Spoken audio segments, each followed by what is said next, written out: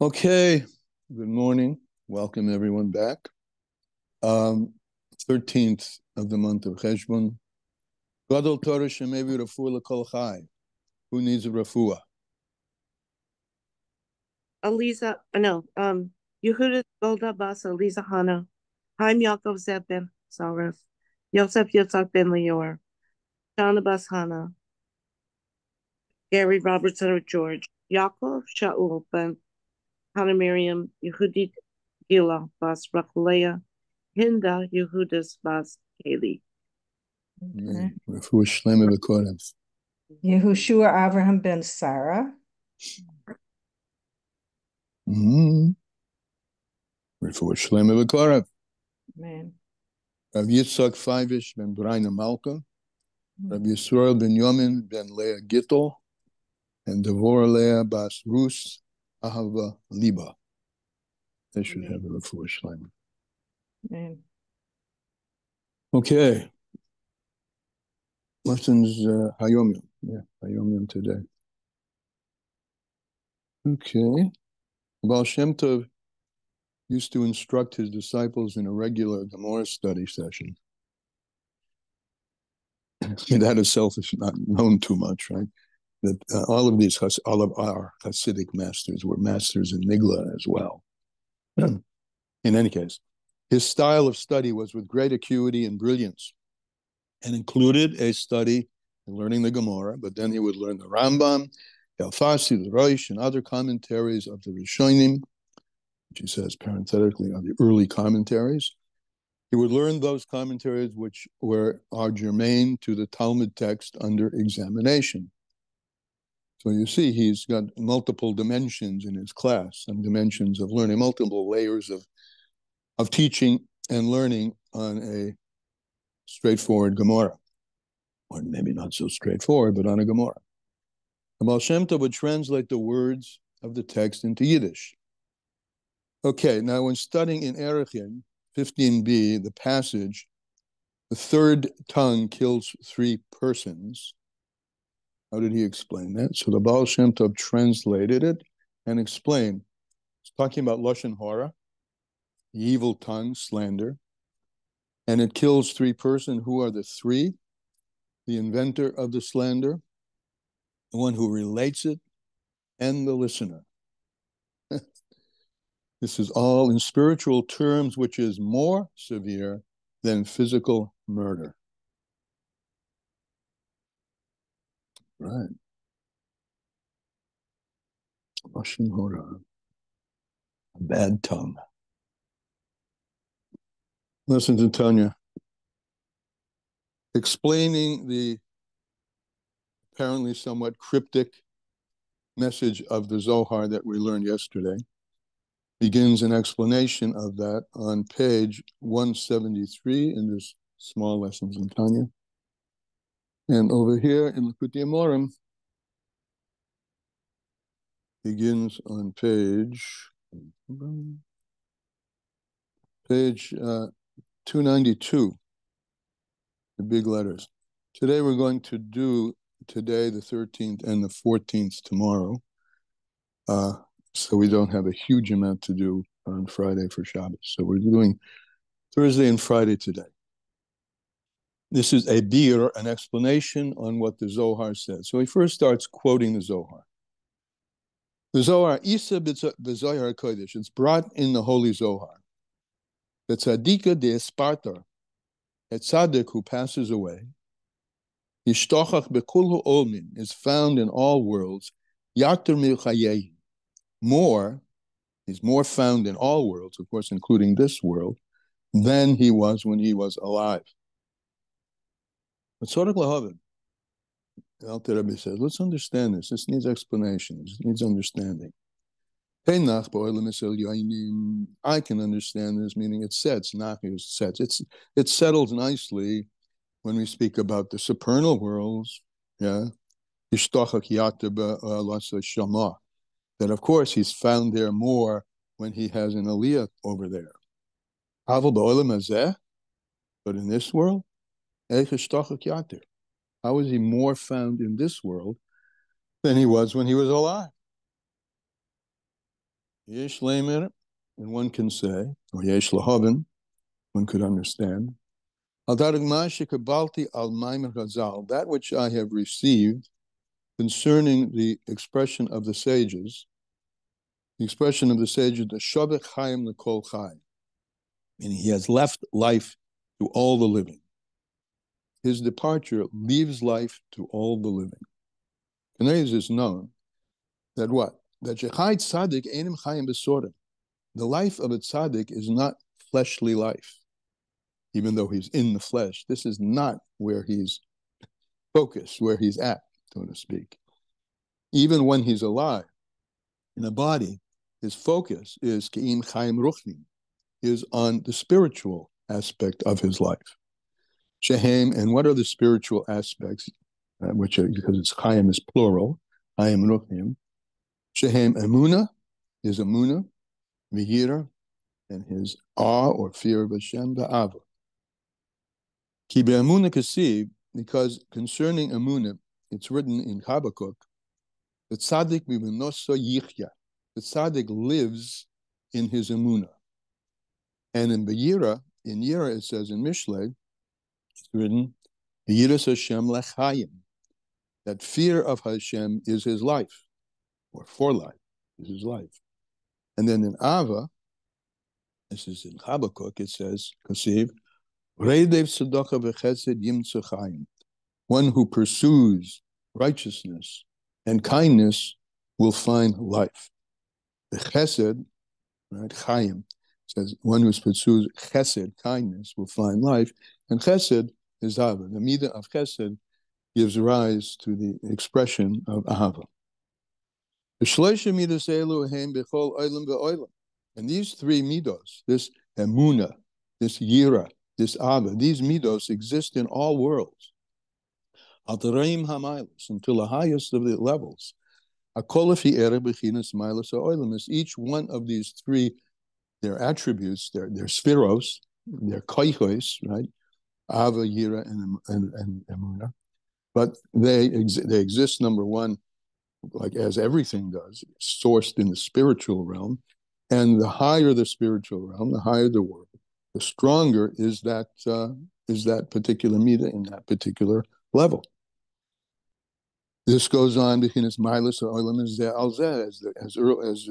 worlds go up and the levels go up one after another, in the manner of cause and effect, as we know, the Seder HaHistalshalis, right? Which, if you start down here, there's a Histalshalis of the Eser Koichos, the 10 powers, which include these three major branches in this world. And that has a source in the world of Yetzirah, and that has a source in Bria, etc., etc. Now, this is actually tomorrow's piece. While the tzaddik is alive in this world,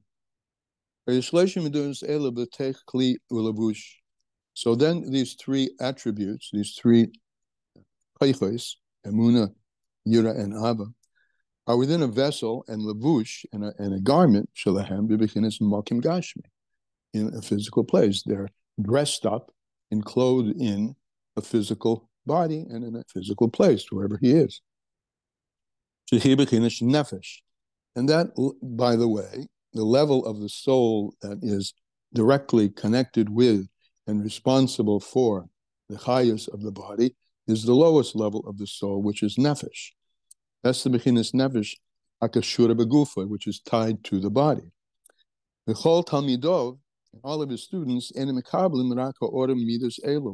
they receive only these, the ha'ora from these midos, the zivon and their rays, amer chutz l'kli, as these midos shine, outside the body, l'kli Agidei Diburov, through his speech, and his holy thoughts.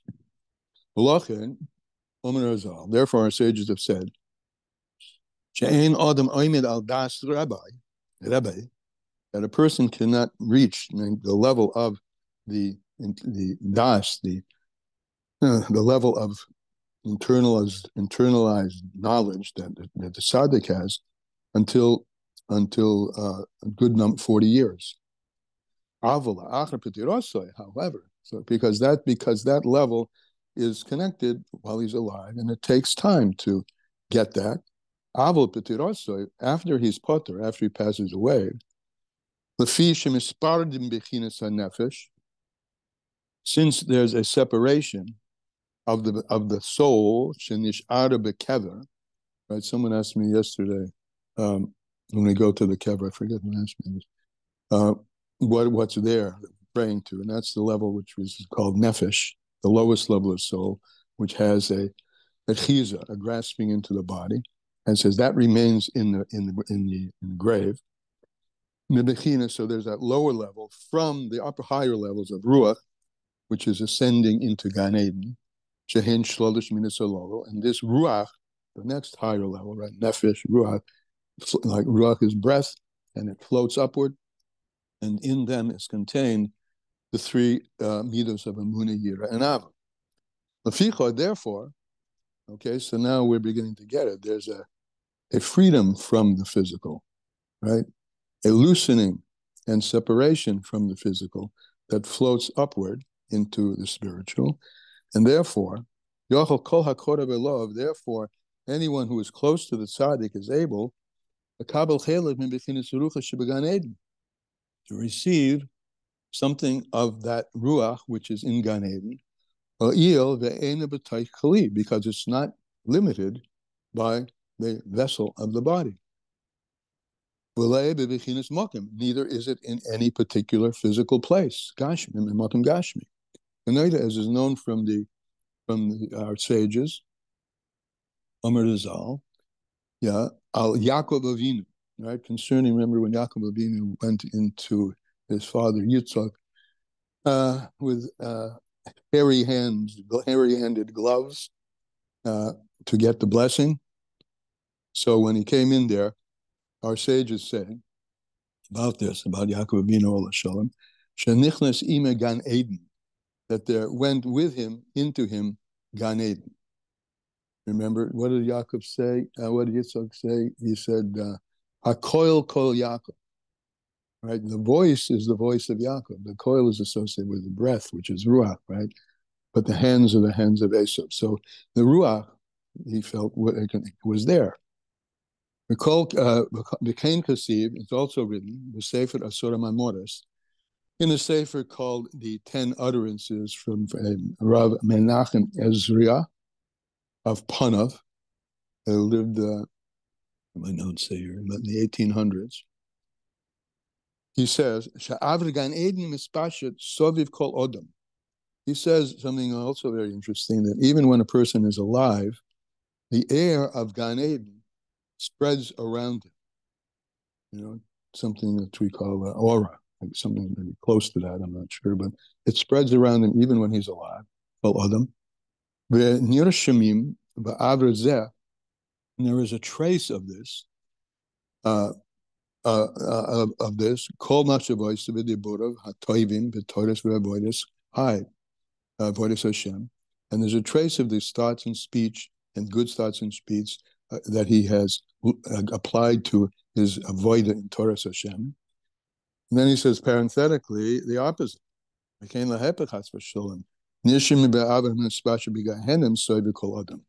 the extent that a person is involved in things which are not aligned with Hashem, there surrounds the person a geshmek, not a geshmak, shmek of the air from Gehenna. Hilchach, therefore, therefore, since this is released from the body and hovering above, think of it, I think of it in my mind like a scent, an aroma, a vapor, but it's also more refined because all of those are physical terms, but a spiritual thing, a spiritual vapor that's around the tzaddik when he's alive, and now it's free entirely from his body and can spread even more. And that's hilchach nachal na'od l'talmidot l'kabel chelkam mebechinas ruach urabam. And therefore, it's easier for the talmidim to receive a portion from the bechina, the category of the ruach urabam of their rebbe, ha'atzmius, which is now essential and not bound to the physical. And this ruach is, as he said before, his amunah, his fear or awe, and his love of Hashem, asher ovid behem as Hashem, with which he served Hashem. And this, furthermore, not only is it easier because it's not bound by the body, but it's also not just a ray. It's not just like a ray. When you hear the words of the tzadik, let's say the Rebbe Fabringen, you're hearing, as we discussed quite a lot in the early part of Tanya, that words are just the end point, a small end point of what's going on at a much deeper level. When the tzaddik passes, the deeper levels themselves are freed from that narrow constraint of the physical body. And so it's not just the ray which radiates outside the keli, because the essence of the category of the essence of his spirit is rises elevation after elevation.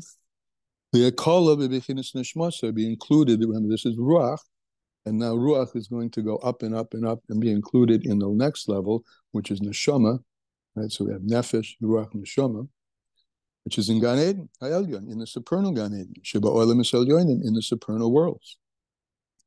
V'naida, and it's known from the Pardes, and the Kabbalah called the Pardes, Rav Moshe Kadavera. It's known Shekol Davish Shepagudusha Eina Nekar Lagaman Mikol V'Kol Mimakoime Umidrase Harishayim, that nothing of holiness is ever completely uprooted entirely from its place and from its original place and level. Gam la'akashinis ala lamayla, even when it goes up above. So this adds a little hiddush, right? Which, as it's going up and up above, it's never completely uprooted from the physical. And the physical is a boundary, and now this neshama is boundless, and boundless includes the physical sphere as well as the spiritual spheres. So it goes up and up and up. Lamayla, lamayla, ubechina zu harishoina, and this original level, which was remained down here below, shinashada mata, and then goes up to a next lower level, which is in Gan Eden, Hatachton, the lower level of Gan Eden, in this place that's fit for it, and the level that's fit for this particular soul in the lower level of Gan Eden. Arishoina, the original, this flows to the tzaddik's talmidim,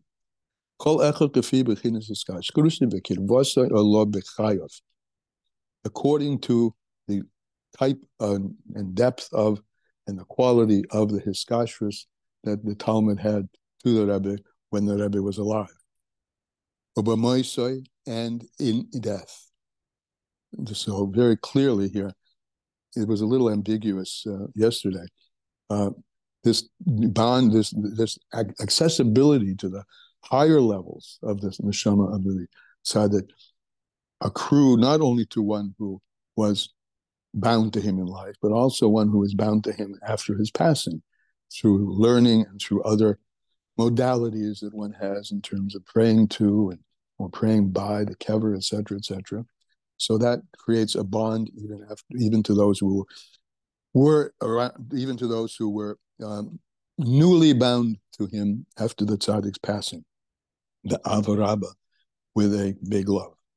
Hamshach is called ruchnius, and this is a flowl now, you can underline this, because the drawing down of everything spiritual in el yedei avarabba is only through avarabba, great love. There's this holy Zohar writes, the ruach, the ra'usa deliba, that the spirit of ra'usa deliba, the will of the heart, that is what's amshich ruach mila'ela, that draws down a spirit from above. Rak im yikaven lifres elakov, only if he intends to call out to his God, with a lot of preparation, atzuma, and with a lot of force, the kabel, that with a lot of preparation and a lot of force to receive shalish midas alalo, to receive the amuna, the yira, and the ava of the tzaddik, Rebbe, as his Rebbe taught him, and going back now, we don't need just the teaching of our Rebbe, but going back into the Talmud, it says,